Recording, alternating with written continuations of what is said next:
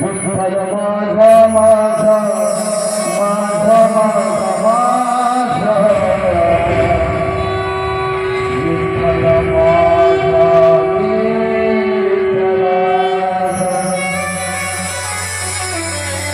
सहावा दिवस आहे कथेचा आजचा.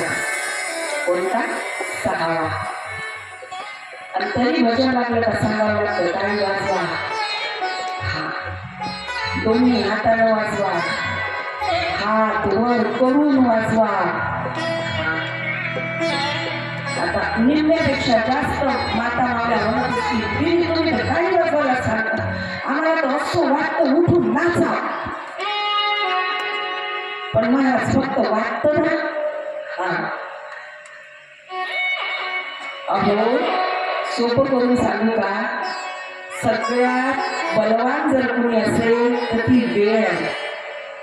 हा सगळ्यात पॉवरफुल जर कोणी असेल तर ती वेळ आहे. वेळ, समय सबसे अधिक बलवान. हाँ, समय के साथ दौड़ना पड़ेगा तभी जीत हमारी होगी. समय को पीछे छोड़ देंगे तो कतई हम जीत नहीं पाएंगे. हाँ, आज आपल्याजवळ वेळ आहे, आपल्याजवळ हात आहे आणि आपल्याजवळ संधी आहे. हा मग संधीचं सोनं करून घेतलं पाहिजे ना. हा वेळ गेल्यानंतर त्या वेळेला वेळ मागाल. समय जाने के पश्चात समय को समय मांगोगे तो उस समय समय भी तंग आ चुका होगा. अशा वेळी वेळ मागा की त्या वेळेजवळ आपल्याला द्यायला वेळ असली पाहिजे. उस वक्त वक्त मांगना प्यारी आत्मा, उस वक्त को कि उस वक्त के पास वक्त होना चाहिए, अपितु ना कि वक्त तंग आना चाहिए. घड्याळ सगळ्यांजवळच आहे पण वेळ कुणाजवळच नाही. एक काळ असा होता घड्याळ कुणाजवळ नव्हती पण वेळ सगळ्यांजवळ होता. वेळेचा सदुपयोग करा, कथेत बसा, कीर्तनात बसा, पण भजन लागलं की टाळी वाजलीच पाहिजे, मुखात नाम आलंच पाहिजे. मुखात नाम आलंच पाहिजे. अहो हा आहेत ना उदाहरणे ना, ज्यांना हात नाही त्यांना विचारा बरं हाताने टाळी वाजवायची किंमत. त्या दिवशी सांगितलं ना सरकारी दवाखान्यात जाऊन या म्हटलं, बर्निंग वॉर्डमध्ये ऍक्सिडेंटल डिपार्टमेंटमध्ये. जशा तीर्थयात्रा करतो मी आपण, तसं आयुष्यात एकदा तरी पेशंट बनून नाही. हा दुर्दैवाने ही वेळ कुणावरच न येऊ, पेशंट बनून नाही पण फेरफटका मारायला गेलो पाहिजे असं त्या दिवशी बोललो की नाही आपण. मंडळी हा जो भाव आहे ना, समर्पित भाव, ज्याच्यावर आपलं बोलणं चाललंय, जो अधिकार, त्या विषयावर आपलं बोलणं चाललंय, कृष्ण भक्तीसाठी अधिकार पाहिजे. त्याचं नाव आपल्या मुखात आलं पाहिजे, त्याच्या वचनात आपल्याकडून टाळी वाजली पाहिजे, कीर्तनात आपण नाचलो पाहिजे. कीर्तन उलट करा, नर्तकी. जोपर्यंत नर्तकी म्हणून कीर्तनाचा आनंद घेत नाही, प्रत्यक्ष पांडुरंग नाचत होते की नाही संत शिरोमणी श्री नामदेवांच्या कीर्तनात. मग भजन उलट करा, न जब, न जब उर्दू शब्दकोशातला शब्द आहे. न जब म्हणजे नाडी. भजन याचा अर्थ असा आहे, त्या भजनातला शब्द प्रत्येक नाडीत प्रवेशला पाहिजे, प्रत्येक नाडीत त्याचा प्रवेश झाला पाहिजे, संचार झाला पाहिजे. ते भजन आहे. मीरा जिजीनं भजन केलं होतं, जनाबाईनं भजन केलं होतं, हृदयाचा बंदीखाना केला आत विठ्ठल कोंडीला. संत श्री कान्होपात्रानं भजन केलं होतं, पांडुरंगाच्या चरणी ती समर्पित झाली, अशी समर्पित झाली पुन्हा कधी न उठण्यासाठी. आणि आजही वृक्षाच्या रूपाने ती कान्होपात्रा तिथं गर्भगृहात प्रवेश करायच्या आधी पंढरीनाथाच्या जवळ, ते तुम्ही म्हणता ना पॉझिटिव्ह एनर्जी, पांडुरंगाच्या भक्तीच्या सकारात्मक ऊर्जेचं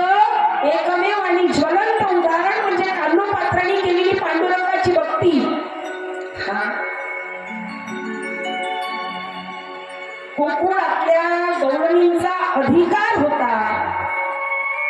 प्रत्यक्ष परब्रह्मानी कृष्णानी त्यांच्या जवळ राहावं, पण मथुरा नरेश कंसाचा तो अधिकार नव्हता. आपला आजचा मुद्दा. हा? कुठे गेलं तरी आम्ही तुम्हाला आव्हानातच, काळजी करायची नाही.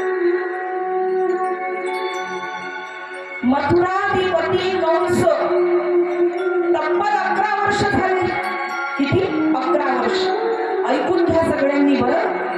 गोकुळात भगवान श्रीकृष्ण केवळ 11 वर्ष राहिले हो. 11 वर्ष. आणि ते 11 वर्ष असे राहिले की अत्यंत संयमपूर्ण जीवन होतं. 4 नियम पाळले होते. पायात कधीच चप्पल घातली नव्हती. म्हणून भगवान श्रीकृष्णावर नितांत प्रेम करणारे वैष्णव आजही वृंदावनची 84 कोस यात्रा बिना चपली न करतात. आज भी न जाने कौन सा कंद जिसे भगवान श्री कृष्ण ने छुआ हो, न जाने उस कौन से कंद का मुझे स्पर्श हो जाए. हा पवित्र भाव त्यांच्या मनात. पायात चप्पल घातली नाही, केश कर्तन म्हणजे केश कापले नाही, अंगावर शिवलेला सदरा घातला नाही म्हणजे रेशमी पितांबर घातलं आणि वरून उपरण घेतलं. मंडळी, चौथा महत्वाचा मुद्दा, हातात 11 वर्षापर्यंत शस्त्र वापरलं नाही. हातात 11 वर्षापर्यंत म्हणजे गोकुळात असताना शस्त्र वापरलं नाही. बर्थडेचा केक कापायला सुद्धा चाकू वापरला नाही. आणि दिवाळीचे फटाके फोडायला बंदूक वापरली नाही. 11 वर्षापर्यंत एवढं संयमी जीवन, एवढं व्रतस्थ जीवन भगवान श्रीकृष्णाचं होतं. मंडळी, अगदी लहानपणापासून संयम, लहानपणापासून व्रत. जे संस्कार द्यायचे आहेत ना ते लहानपणापासूनच. भले मग पसायला इंग्रजी अनुवाद करून शिकवा, पण शिकवा. गणपती स्तोत्र एक बाई मला मागच्या कथेत भेटली. एकनाथी भागवत करून आलो आम्ही. चंद्रपूर जिल्हा भिशी नावाचं तहसील विदर्भ. एकनाथी भागवत 7 दिवसाचा सप्ताह होता. संस्काराविषयी बोलणं झालं, तिला ऐकलं. ती म्हटली मागच्याच आठवड्यात गणपती स्तोत्राचा इंग्रजी अनुवाद करून मी माझ्या नातवाला पाठवलं. आणि सुनेला सांगितलं इंग्रजीत का होईना पण घे वधू याच्या तोंडून. काळाची गरज आहे आज ती. आज आपण सगळं विसरलो, शुभम करुती विसरलो, सगळं विसरलो. अगदी लहानपणापासून लोणी खाऊ घातलं, दूध दही माखण खाऊ घातलं. सात्विक आहार. आज आहार बिघडला, सगळं बिघडलं. आहार बिघडला, सगळं बिघडलं. मंडळी, 11 वर्ष राहिले देव गोकुळात आणि या 11 वर्षापर्यंत कंस मामानी राक्षस पाठवले मारायला. शक्तासूर, पुनावत, अजासूर, बगासूर 8 राक्षस आहेत. 8 राक्षस पाठवली मारायला. एकाही राक्षसाला जिवंत कंसापर्यंत येऊ दिलं नाही श्रीकृष्णाने. मुद्दा महत्वाचा असा आहे, 11 वर्षापर्यंत कंसाने एक राक्षस कृष्णाला मारायला पाठवले.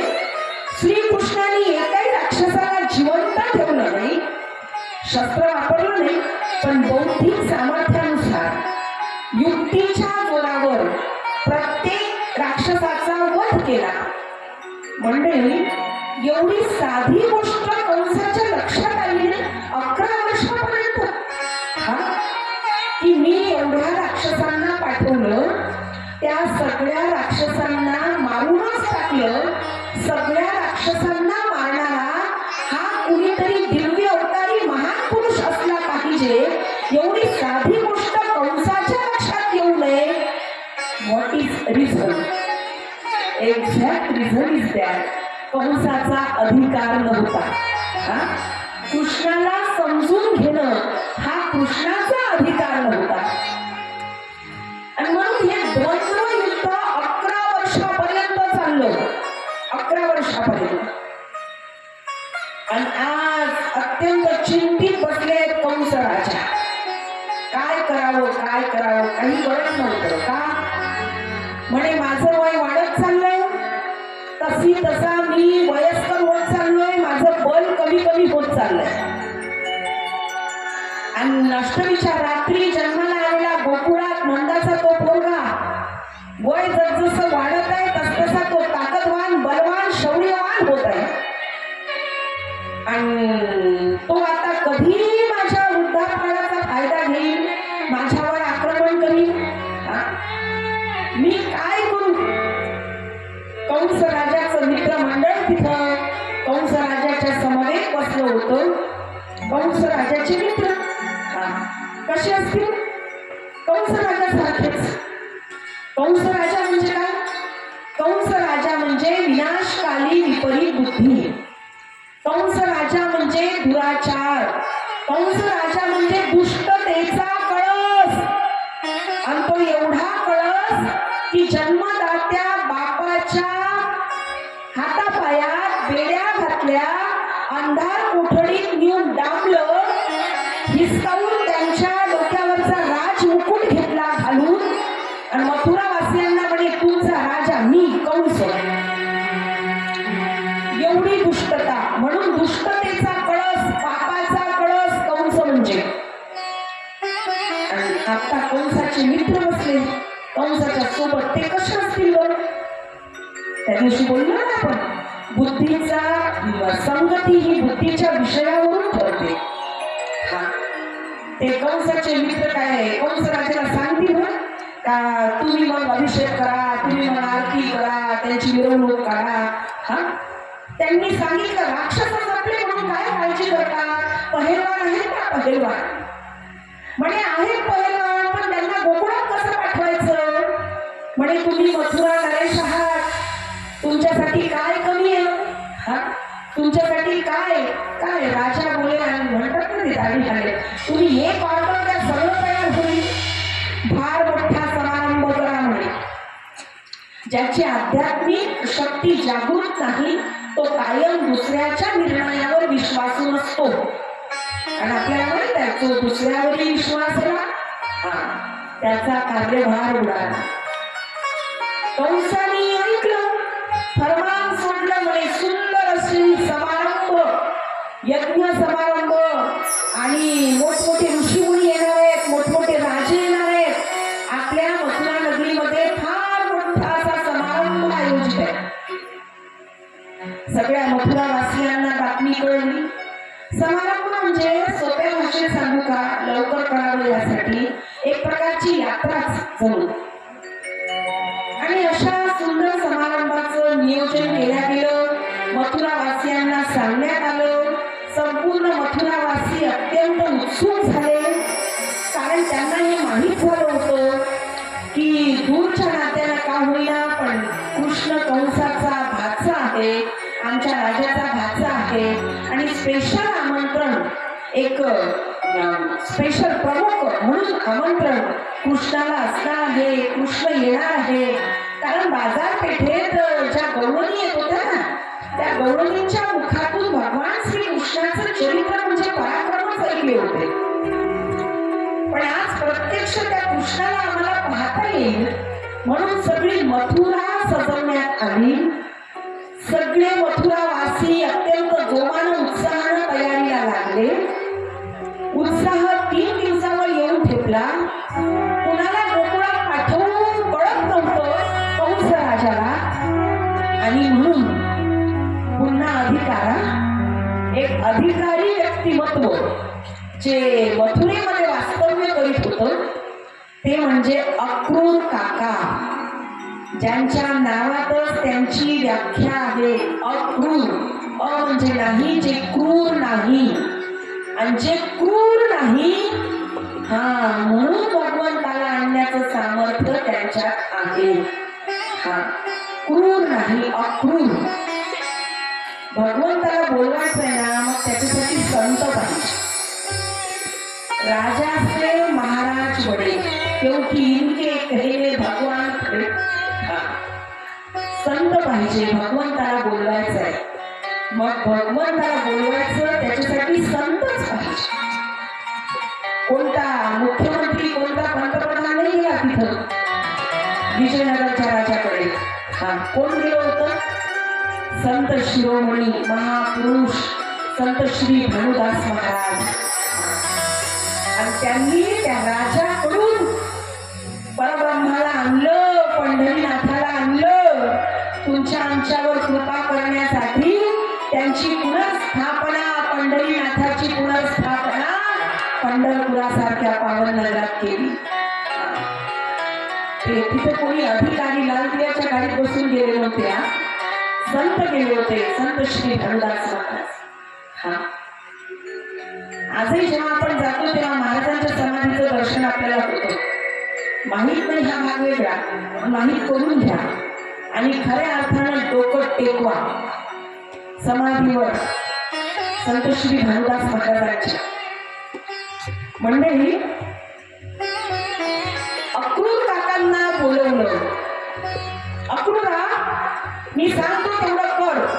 काय करावं लागेल? आताच्या आता गोकुळात जा. उत्सव 2 दिवसावर येऊन ठेवला आणि आमचा भाचा आहे ना, तो नंदाचा पोरगा यशोदानंदन, त्याला घेऊन या. 11 वर्षाचा झाला, अजून आम्ही त्याला पाहिलं नाही. अक्रूर काकांनी डोळे मिटले. 2 दिवसाच्या त्या लहानशा अत्यंत सुंदर तेजोमान नीलमणीवर तुम्हाला दया आली नाही. तुम्ही पुतळेसारख्या राक्षसीला पाठवलं आणि मला काय कळत नाही. हा सगळा त्याला मारायचा कट तुम्ही रचत आहात. हे त्याला मारायचं षडयंत्र आहे. मला काय कळत नाही. पण काय करणार? डोळे मिटवलेल्या अक्रूर काकांना हाक मारली. अक्रूरा, काय डोळे लावून उभा आहेस? अरे जायचंय ना गोकुळात, जा की. मग काय करणार? हो म्हणावंच लागलं. ज्याची खावी भाकरी त्याची करावी चाकरी. हो म्हणावंच लागलं. आणि मग मंडळी सुंदर असा रथ सजवला आणि भगवान श्रीकृष्ण प्रत्यक्ष भगवंत परमात्मा प्राणेश्वर प्राणाधार देवाधिदेव करुणावान दयावान भगवंताला आणण्यासाठी अक्रूर काका मनामध्ये विचार येत आहे. काय समजू मी? स्वतःला मी भाग्यवान समजायचं का? कारण सगळ्या मथुरेतून कृष्णाला बोलवण्यासाठी माझी निवड केली. भाग्यवान समजायचं का स्वतःला? पण मला माहित आहे त्याला मारायचं षडयंत्र इथं केल्या जात आहे आणि हे माहीत असून सुद्धा मला त्याला आणावं लागणार आहे. काय समजू मी याला? दुर्भाग्य समजू का? To be or not to be? काय समजायचं? स्वतःला भाग्यवान समजायचं, स्वतःला दुर्भाग्यवान समजायचं. यमुना नदीच्या किनारी आले, यमुना मातेचं दर्शन घेतलं, तिचे आभार मानले. किती भाग्यवान आहेस ग. भगवंताचं पहिलं दर्शन तुला झालं, त्या देवाचा अलौकिक स्पर्श तुला झाला. अत्यंत सुंदर अशी दिव्य तेजोमान दैदिप्यमान बाल रूपातली पहिली छबी यमुना माई तुला पाहता आली. किती भाग्यवान आहेस ग. तिच्या भाग्याचा हेवा वाटला. मला 11 वर्ष थांबावं लागलं आणि आज मी येतोय. रथ जेव्हा पुन्हा निघाला, मनात विचार येत आहेत, कसा असेल कृष्ण? ऐकलं मी, ऐकलं फक्त, पण कसा असेल त्याच्या कुरळ्या कुरळ्या केश कुंडलाचा काला? कसा असेल त्याच्या जवळ असणारा पावा म्हणजे बन्सरी? कशी कशी असेल बन्सरी? कसा असेल पावा? कसं पिकावर घातलं असेल? कसा सौंदर्य असेल? आणि अचानक रथ थांबवला. उतरले रथाच्या खाली अक्रूर काका. काय दिसलं होतं बरं? मातीमध्ये उमटलेले पदचिन्ह दिसले होते. देवा, या मातीमध्ये उमटलेल्या तुमच्या पाऊल खुणा इतक्या सुंदर आहेत. तुम्ही किती सुंदर आहात, तुम्ही किती सुंदर असाल. या मातीमध्ये उमटलेले तुमचे पदचिन्ह इतके सुंदर आहेत. संत चरण लागता सहज, वासनेचे बीज जळून जाय. वारंवार ती माती घेतली, आपल्या ललाटाला लावली, म्हणजे कपाळाला लावली, आणि वारंवार अक्रूर काकांनी प्रणाम केला. कृष्ण जिनका नाम है, गोकुल जिनका धाम है. कृष्ण जिनका नाम है, गोकुल जिनका धाम है. ऐसे श्री भगवान को बारंबार प्रणाम.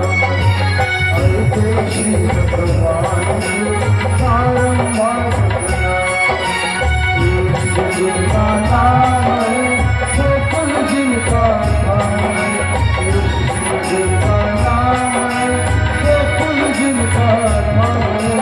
ऐसे श्री भगवान बारंबार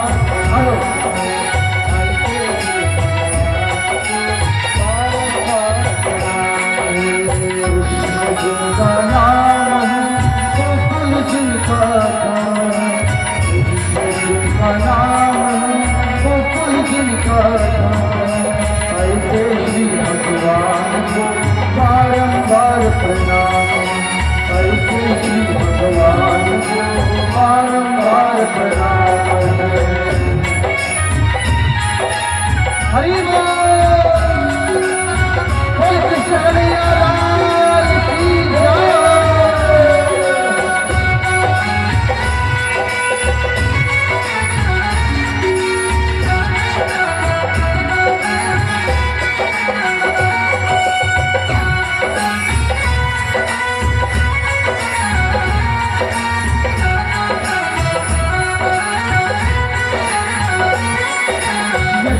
जिनकी मैया है, नंद जी बपैया है.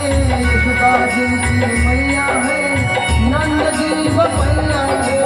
ऐसे श्री भगवान को, ऐसे श्री भगवान को बारंबार प्रणाम. ऐसे श्री भगवान को बारंबार प्रणाम. जिनका नाम है, गोकुल जिनका धाम है. जिनका नाम है, गोकुल जिनका धाम है. ऐसे श्री भगवान को बारंबार प्रणाम. कृष्ण जिनका नाम है, गोकुल जिनका धाम है. ऐसे श्री भगवान को बारंबार प्रणाम.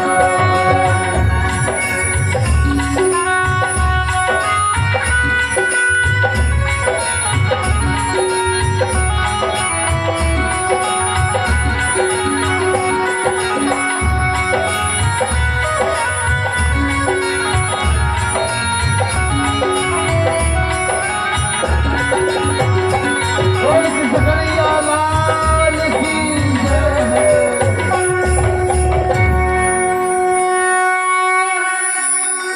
पदचिन्हाचं दर्शन घेतलं, ती माती आपल्या आपल्या गळाटाला, आपल्या कपाळाला लावली, ती मातीची कण. आणि मंडळी, आता रथ निघाला, पण तो निघालेला रथ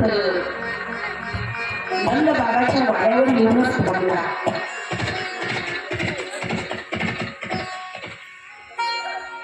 आणि हाक मारली, मोहिनी, अहो मोहिनी.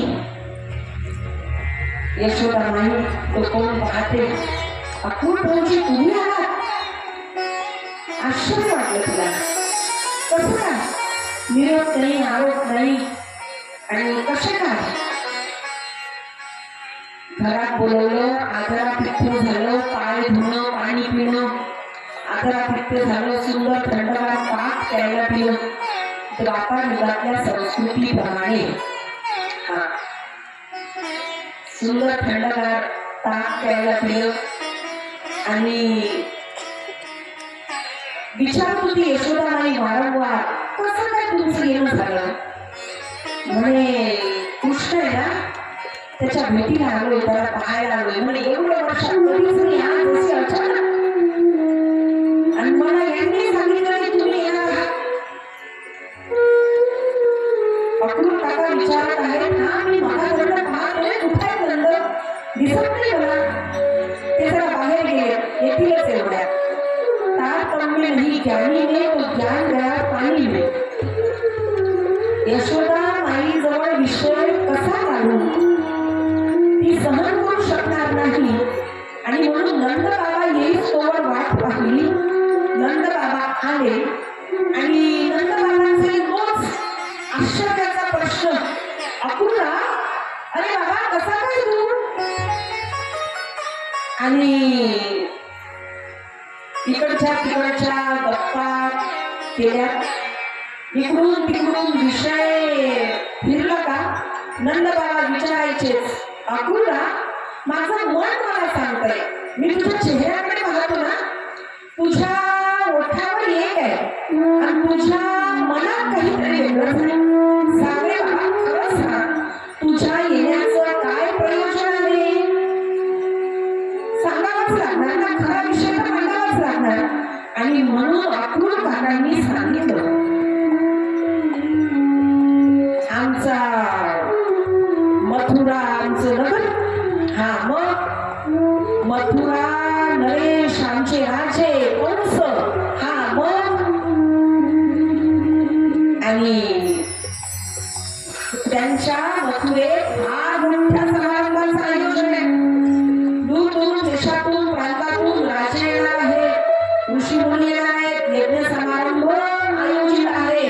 हा मग हा तुझा कृष्ण आहे की नंदा हा कंसाचा भाचा लागतो. हा मग सांगायची पद्धत बघा. हा मग हा 11 वर्ष झाले आमच्या राजांनी कृष्णाला पाहिलं नाही ना म्हणून आमचे राजे म्हणतात 2 दिवसासाठी कृष्णाला मथुरेत घेऊन ये. विषयाची मांडणी विषयाची मांडणी विषय काय आहे गांभीर्य काय आहे. पण तरी नंद बाबांनी ओळखलं अक्रूरा 2 दिवसासाठी अरे हो नंदा 2 दिवसासाठी समारंभ झाला का जसा मी न्यायला आलो तसा मी आणून देईन. हसले नंद बाबा मला माहित आहे तू आणून द्यायला तयार असला तरी नंदा इथं पुन्हा येणार नाही मला माहित आहे. कन्हैया गोकुळा काका पुन्हा फिरकणार नाही मला माहित आहे. क्षणभर बसावं उभं राहावं काय बोलावं कळत नव्हतं. चलबिचल अवस्था झाली. पायाखालची धरणी माता अगं कुणीतरी ओढून घेताय असं वाटलं. आणि ही सगळी चर्चा हा सगळा संवाद यशोदा माईनं ऐकला आणि जसा ऐकला चक्क येऊन पडली. एका खोलीत गेली त्या खोलीमध्ये पाळणा बांधला कापड बोलकी असतात ना बोलके जुने कापड त्या बोलक्यांचं बाहुलं केलं आणि त्या बाहुल्याला त्या पाळण्यात निजवू लागले. निजरे बाबांनी जो दमून आला ना ऐकत नाहीस तू माझं कशाला तुला जायचं असतं घरी खायला लोणी कमी पडतं का कशाला तुला जायचं असतं. त्यांच्या सगळ्यांच्या घरी जाऊन होतोस घालतो धुमाकूळ करतोस त्या सगळ्या येतात ना माझ्याकडे आणि काय लावलं रे अरे कधीतरी माझ्या कुशीत येऊन नीच बाबा माझ्याजवळ येऊन बस बाबा. आणि एवढ्यात कृष्ण आले सोबत बलभैया पण होते बलदाऊ पण होते. आले घरात शांतता निशब्द शांतता नीरव शांतता गंभीरता. अक्रूर काकांना दंडवत प्रणाम केला. द्वापार युगातल्या संस्कृतीप्रमाणे वाटल्यास वाक्याला रेखांकित करा. द्वापार युगातल्या संस्कृतीप्रमाणे पाहुणे आले म्हटल्यावर काका आले म्हटल्यावर काकांना दंडवत प्रणाम केला. काका पाया पडतो हा आणि काकाच्या कानात सांगितलं आम्हाला माहित आहे आमच्या मामाचं मुहूर्त आलंय तुम्ही कशासाठी आले आहात माहित आहे आम्हाला. काळजी करू नका, सगळं ठरल्याप्रमाणे होईल. सगळं आमच्यावर सोडा. आई कुठं दिसत नाही म्हणून आईला पाहायला आले. आईची ती वेड्यागत अवस्था पाहिली. आईला रडायचं कारण विचारलं.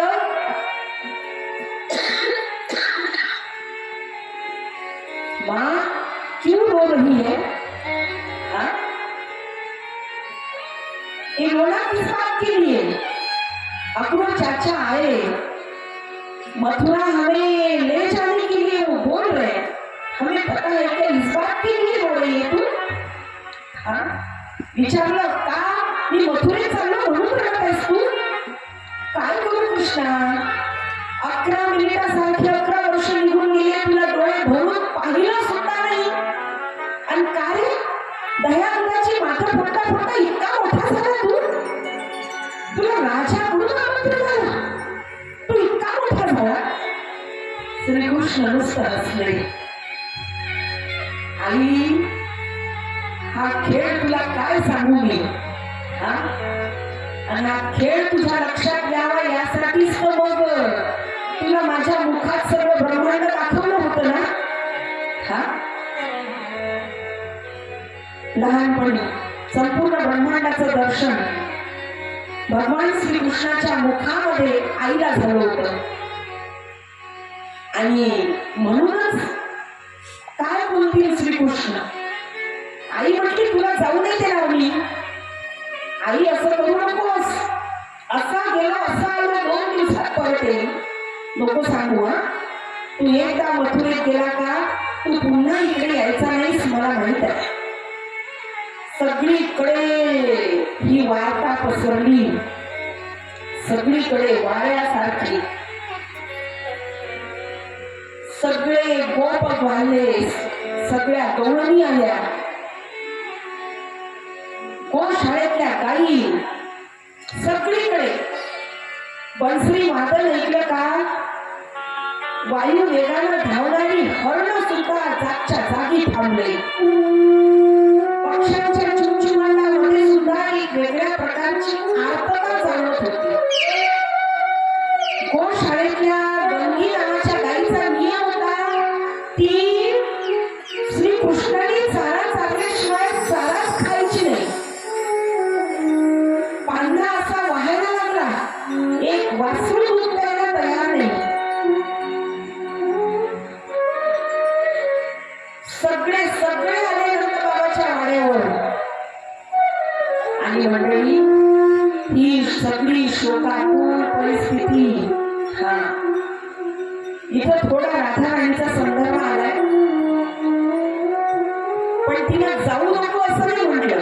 जा, खुशाल जा, पण मी तुझ्यावर जे प्रेम केलंय त्या प्रेमाचा मोबदला काही तर मला देऊन जा. आणि मग तिला सांगितलं तू बन्सरीच्या रूपानं सदैव माझ्या जवळ राहशील. म्हणे नाही नाही, माझं समाधान नाही झालं. म्हणे मग म्हणे ज्याला कुणाला मला प्राप्त करायचं आहे त्याला सगळ्यात पहिल्यांदा तुला प्राप्त करावं लागेल. त्यानंतर त्या सद्भक्ताला, त्या वैष्णवाला, त्या जीवाला कृष्णाची म्हणजे माझी प्राप्ती होईल. मंडळी इथं ऐका थोडंसं. इथं कसं आहे ना, बऱ्याचदा काय होतं, हा टीकेचा हा विषय म्हणजे श्रीकृष्ण परमात्मा असल्यानंतर ते सांगतात की राधा तुला प्राप्त करावं लागेल मग मी प्राप्त होईल. भावार्थ आहे का, भावनिक पद्धतीनं काढलेले ते उद्गार आहेत. भावार्थ असा आहे त्यातला की राधा नावाची पायरी ओलांडून भगवान श्रीकृष्णापर्यंत पोहोचता येईल. ऐका, पुन्हा ऐका. राधा म्हणजे तप, राधा म्हणजे तपश्चर्या, राधा म्हणजे साधना, राधा म्हणजे भक्ती, राधा म्हणजे शक्ती. हा, तपश्चर्येची पायरी ओलांडून, साधनेची पायरी ओलांडून, भक्तीची पायरी ओलांडून, शक्तीची पायरी ओलांडून, हा, आणि मग म्हणे मी प्राप्त होईल. पण तरी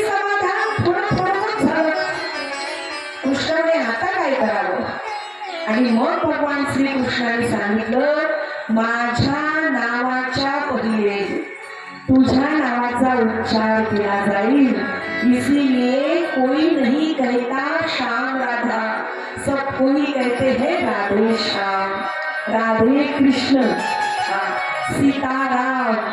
आता इथेही थोडस ऐका. म्हणजे कृष्ण लीला पुरुषोत्तम परिपूर्ण असताना त्याने आपल्या नावाच्या पहिले राधेचं नाव लावलं.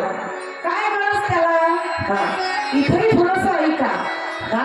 माय बाप हो, भगवान श्रीकृष्णाला माहित होतं द्वापार युगानंतर जो येणारा कलियुग आहे तो अत्यंत भयावह असणार आहे. तो कलियुग महाभयंकर असणार आहे आणि त्या कलियुगामध्ये स्त्रीला एक स्त्रीवर अत्याचार केले जातील.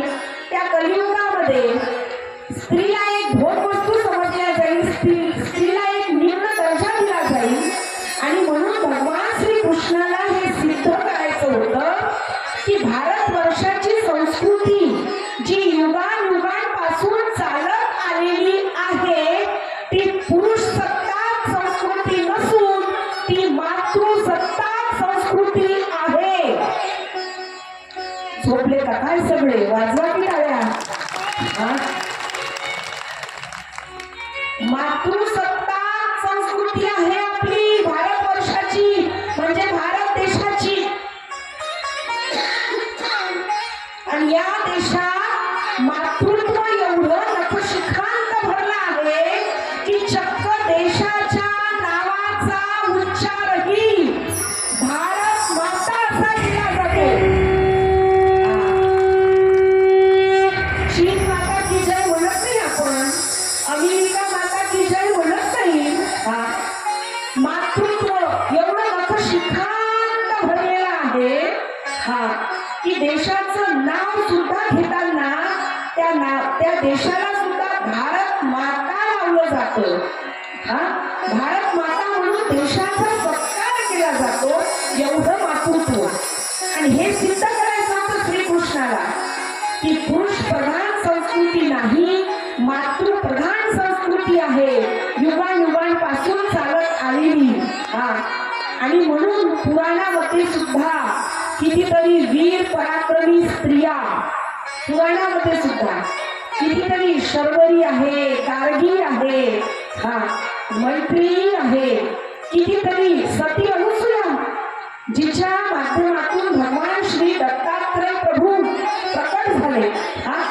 कितीतरी अशा स्त्रिया पराक्रमी आहेत ज्या स्त्रियांची नावं इथं घेतल्या जाईल. आणि स्त्रियांनी पराक्रमाच्या बाबतीत, शौर्याच्या बाबतीत ती गोष्ट, ती संस्कृती आजही जपली आहे. मागच्याच आठवड्यात आपल्याला माहित आहे आदरणीय सन्माननीय श्री सुनीता विल्यम यशस्वी पद्धतीनं यानामधून भारत देशाच्या मातृभूमीवर त्या परतल्या, मायदेशी परतल्या. 8 दिवसासाठी गेल्या होत्या. 8 दिवसासाठी 9 महिने यानात राहावं लागलं. कितीतरी पराक्रमी स्त्रियांची नावं इथं घेता येईल. झाशीची राणी आहे, राणी दुर्गावती आहे, पहिली महिला डॉक्टर आनंदी गोपाळ जोशी, पहिली मराठी महिला कवयित्री महालदसा.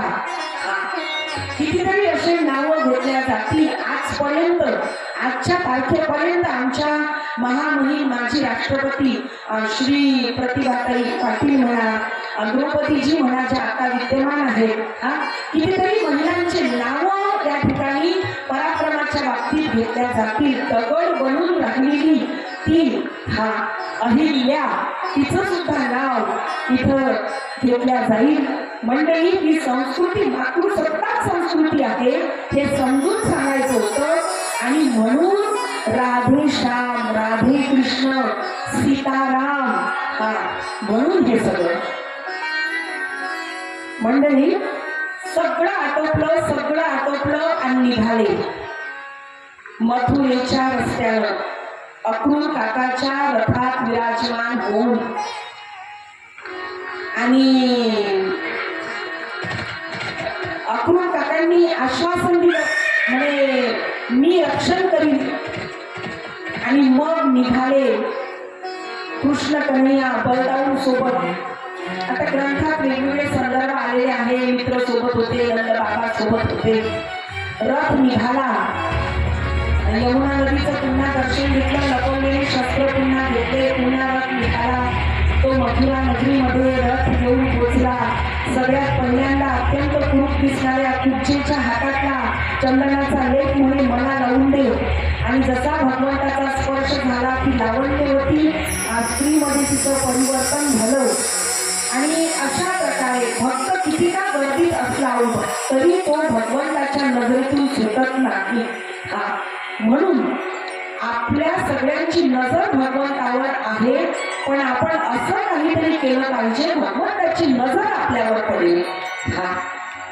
मंडळी, यानंतर महाद्वार, अत्यंत भव्य दिव्य असं महाद्वार बनवलं होतं कंस मामानी समारंभाचं, त्या क्षेत्राचं.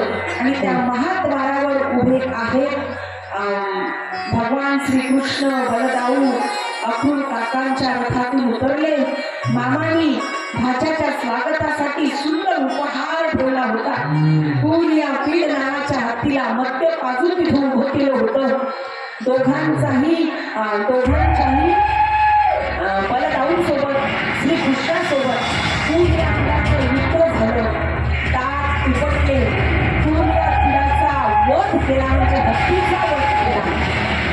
थोडे सोबत आले आणि कौशल नावाचे मल्ल होते, त्यांच्यासोबत मल्लयुद्ध केलं, त्यांचा वध केला. थोडे समोर आले चानूर आणि मुष्टिक नावाचे मल्ल होते, त्यांच्यासोबत मल्लयुद्ध केलं, त्यांचा वध केला. आणि आता ही सगळी वार्ता